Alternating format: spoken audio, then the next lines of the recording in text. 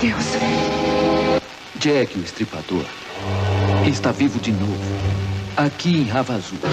Um assassino cruel volta depois de um século à procura de novas vítimas. Então é esta noite, ele matará outra vez esta noite. O espectro de Jack, o Estripador, provocando o terror na Ponte de Londres. Pela primeira vez na televisão. Amanhã, 9h30 da noite, no Cinema em Casa.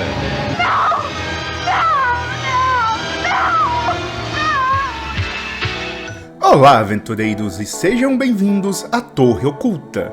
Se você chegou até aqui, você pode alugar 7 fitas VHS por uma semana. Se você, como eu, cresceu indo em videolocadoras ou assistindo cinema em casa no SBT ou Sessão da Tarde na Globo, você conhece exatamente o tipo de filme dos quais vamos falar aqui, os filmes B. Filme B tem esse nome porque antigamente, muito antigamente, quando as pessoas iam até o cinema, elas ficavam às vezes a tarde inteira dentro do teatro, quando o único passatempo que muitos tinham era apenas o rádio ou eventos ao vivo. Nessas matinês, eles viam desenhos animados curtos, como os famosos Looney Tunes, seriados como Zorro e 2 filmes. Um era o filme bom, aquele que todos queriam ver, o filme A. E um filme de menor orçamento, o chamado filme B. Filmes B eram filmes não necessariamente ruins, mas usualmente sem grandes nomes no elenco, efeitos com orçamento muito mais baixo que os grandes filmes de Hollywood. Muitos desses filmes eram ficção científica, daquelas com aliens de papel machê espaçonaves feitas de pratos de papelão, que apesar da má qualidade, eram muito divertidos. Outros eram faroestes, filmes tipo noir, filmes de detetive, alguns suspenses, mas normalmente não eram os filmes de gêneros muito mais apreciados na época, eram filmes baratos. Com o tempo, essa coisa de filme A e filme B acabou, mas os filmes B encontraram uma nova casa nas videolocadoras, com produtoras fazendo filmes especialmente para este mercado. Produtores lendários de filmes B como Roger Corman, ou produtoras como a Cannon Filmes, Gollum Goblus, logo passaram para o mercado de direto to vídeo. E desta época ganhamos muitos filmes de horror, especialmente as de assassinos mascarados estilo Sexta-feira 13, matando um monte de adolescentes safados, ficções científicas ainda mais absurdas, filmes de ação com os caras mais toscos do mundo, que não sabiam lutar artes marciais, mas fingia que sabia, cheio de explosão mal feita, cheio de miniaturas, filmes de fantasia que parecia mais uma convenção de imitadores do He-Man que qualquer outra coisa, e muitos outros. Enquanto a grande maioria desses filmes eram ruins de doer, tinha muita coisa boa também, que tomavam riscos, inovavam, tentavam fazer coisas que os grandes estúdios não faziam.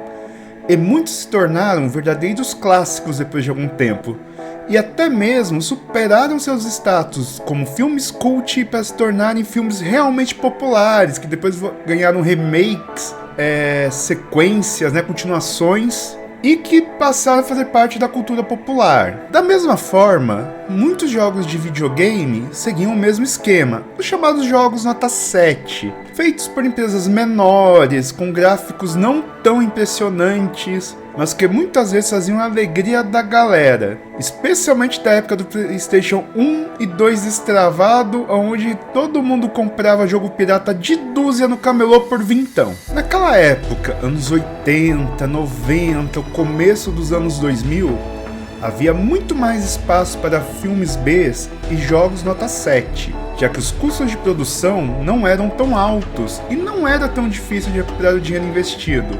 Mas hoje em dia, filmes B e jogos nota 7 são uma espécie em extinção. Isso, é claro, tem a ver com os custos de produção, cada vez mais altos, mas também com mudanças de hábitos das pessoas, especialmente na área dos filmes. Afinal, quando foi a última vez que você pôs os pés numa videolocadora? De fato, ainda existe alguma videolocadora perto de você? Hoje, todo filme é em serviço de stream ou no cinema. E todo filme parece que tem a obrigação de ser um blockbuster ganhador de Oscar e não tem muito espaço para filmes de porte mais mediano. Além disso, os serviços de streaming não ajudam filmes de menor porte serem descobertos por aqueles que possam ter interesses nele. Vá para a primeira página da Amazon Prime ou da Netflix e você vai ver que a maioria dos filmes naquela primeira página são produções próprias ou filmes famosos de Hollywood. Agora, tente buscar por filmes dos anos 80 nos mecanismos de busca desses serviços e de repente você descobre que um monte de filmes que você via depois da escola estão lá, meio escondidos, mas valem a pena ser procurados. Da mesma forma, parece que todo jogo tem que ser jogos nota 10 de 10, de mundo aberto, com centenas de horas de gameplay e que precisam de um PlayStation 5 ou um PC com uma RTX refrigerada com nitrogênio líquido para rodar, ou um jogo do momento para mostrar no Twitch, como LoL, Battle Royale, Free Fire, seja lá o que diabos as crianças andam jogando agora.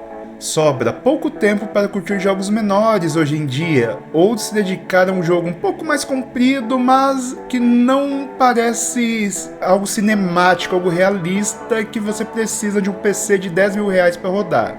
Claro, no caso de jogos de videogame, eu entendo, estão pra lá de caros, e as pessoas querem valorizar seu dinheiro, o que faz com que cada vez menos se invista em jogos de porte mais mediano, deixando a gente na mesma dicotomia de tudo ou nada que temos com os filmes. Pense bem, que tipo de jogos e filmes temos hoje em dia? No caso de filmes, parece que tudo são filmes enormes, cheios de efeitos especiais para criar universos cinemáticos, ou filmes horrorosos que são mal feitos de propósito para ganhar atenção nas mídias sociais.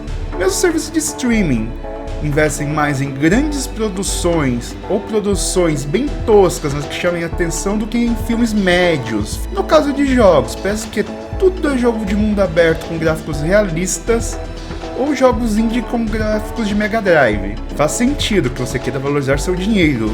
Quando comprando um jogo de R$250, você quer que ele dure centenas de horas e que pareça maravilhoso para valorizar seu PC milionário ou seu console de 5 mil reais. Ou um joguinho que custa 5 pila no Steam, mas que dura umas 2 horas. Porém, estamos ficando muito sem algo no meio do caminho, sem um meio termo.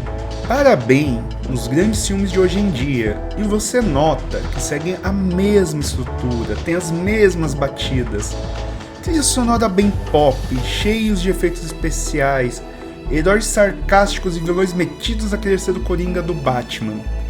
Ou então são filmes ruins de propósito, com efeitos especiais de doer, péssimos atores, enredos sem sentido só para gerar comentário no YouTube.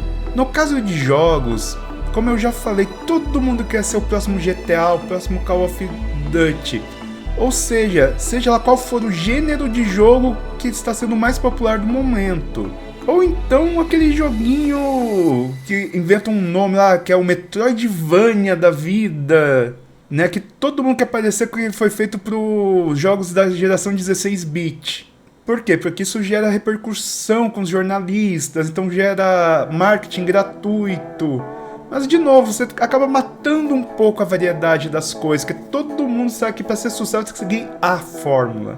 E essa falta de espaço para esse meio termo afeta a inovação, já que sair da fórmula pode significar perder dinheiro. Seja se você tem muito dinheiro investido ou pouco dinheiro investido. Ainda pior até quando é pouco dinheiro, porque se você é uma produtora menor, você acaba sentindo assim que você pode sofrer muito mais se tomar mais riscos. E é claro, quando você fica preso nessa coisa, eu não posso perder dinheiro, você vai seguir as fórmulas muito mais do que quando você pensa que você pode recuperar com algo um pouco menos espalhafatoso, ou com algo até um pouco mais bem feito, mas que é de baixo orçamento e que você cria alguma inovação para chamar a atenção.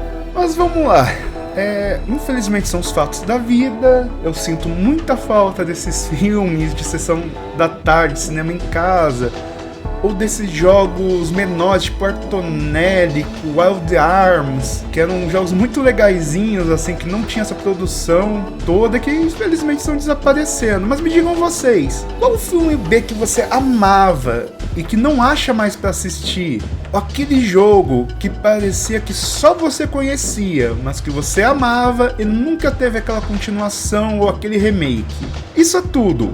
E lembre-se, às vezes vale a pena arriscar algo pela capa.